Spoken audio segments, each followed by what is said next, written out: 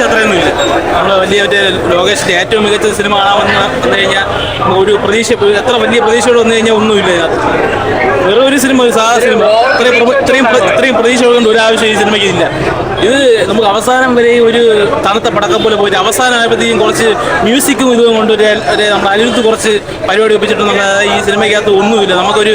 ഇനി നമുക്ക് കൈദി 2-ന് വേണ്ടി നോക്കി ലോകേഷിൻ്റെ ഒരു മികച്ച സിനിമ കാണണമെങ്കിൽ നമുക്ക് കൈദിയോ വീണ്ടും വിക്രമം എടുത്തിട്ട് കാണേണ്ടി വരും. കാരണം ഇത് ഒന്നുമില്ല, ബിയോർ അത്ര പോലും ഇല്ലെന്നാണ് എനിക്ക് പറയാനുള്ളത്. കാരണം ഒരു അവസാനം വരെ നമുക്കൊന്നുമില്ല. ലാസ്റ്റ് മ്യൂസിക് കൊണ്ട് അനിരുദ്ധ് കുറച്ച്, പിന്നെ അമീർ ഖാനെ കൊണ്ടുവന്ന് കോമാളിയാക്കിയിട്ടിരിക്കുന്നത്. അതിനകത്ത് ലാസ്റ്റ് കുറച്ച് സീനേ ഉള്ളൂ അമീർ ഖാൻ, പക്ഷേ അമീർ ഖാനെ ഒരു കോമാളിയെ പോലെ ആക്കിയിട്ടിരിക്കുന്നത്. ഉപേന്ദ്രയ്ക്കാണ് എനിക്ക് തോന്നുന്നത് കുറച്ചെങ്കിലും ഒരു മാസ് ഇമ്പാക്ട് കിട്ടി, അല്ലാതെ വേറെ ആർക്കും ഇതിനകത്ത് വലുതായിട്ടൊന്നും ഇമ്പാക്ട് കിട്ടിയിട്ടുണ്ട്.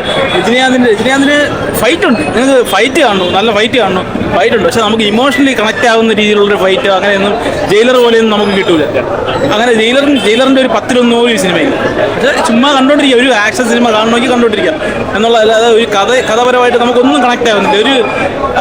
ഒരു എന്തോ മിസ്സിംഗ് ഉള്ളത് പോലെ, നമുക്ക് എവിടെയൊക്കെ പോയി അതിനകത്തുനിന്ന് കട്ട് ചെയ്ത് കളഞ്ഞതുപോലെ നമുക്ക് അങ്ങനെയാണ് ഒരു മിസ്സിംഗ് ഉള്ള പോലെയാണ് തോന്നുന്നത് സിനിമയ്ക്ക്. അത് വലിയ പ്രതീക്ഷ ഇല്ലാതെ വന്നു കഴിഞ്ഞാൽ ഒരു സിനിമ കാണാം. അല്ലാതെ ലോകേഷിൻ്റെ ഒരു മോശം സിനിമയെന്നല്ല ഞാൻ പറയുന്നത്, പ്രതീക്ഷിച്ച വന്നു കഴിഞ്ഞാൽ പ്രതീക്ഷയ്ക്കുള്ളതൊന്നുമില്ല സിനിമയ്ക്കകത്ത്. കണ്ടിരിക്കുക, അത്രേ ഉള്ളൂ. ആ ഒരു മൊമെന്റ്സ് ഒന്നും ഇല്ല. പക്ഷേ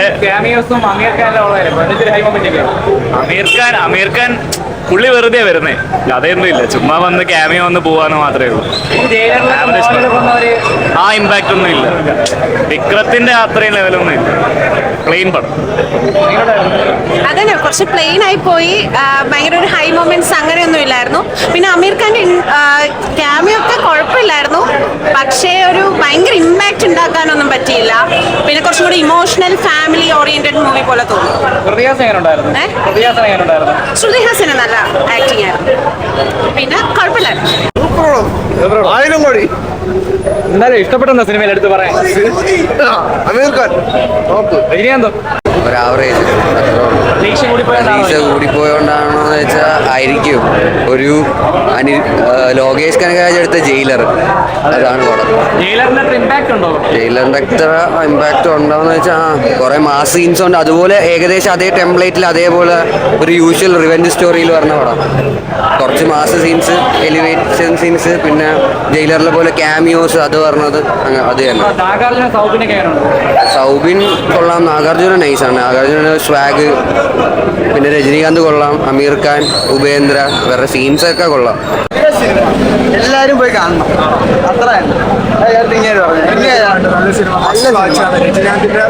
സൂപ്പർ സിനിമ ഫസ്റ്റ് വാച്ചാണ്. അവസാനം കുറച്ചേരം കൂടെ പറഞ്ഞായിരുന്നു. മെയിനായിട്ട് തിയേറ്ററിൽ വന്ന് കാണണം. അടിപൊളി. ഇവിടെ ഡാൻസ്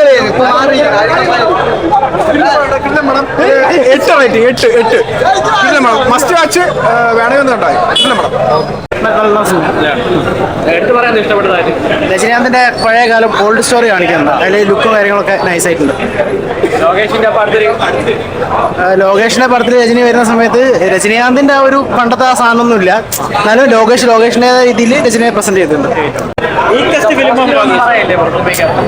പോസിറ്റീവ് ഉണ്ട്, നമ്മൾ നോർമലായിട്ട് കാണുമ്പോൾ ആവറേജ് പടമാണ്. പക്ഷേ ലോകേഷിന്റെ പടങ്ങളിൽ ഏറ്റവും വീക്ക് പടം. ലിയോ ഇതിൽ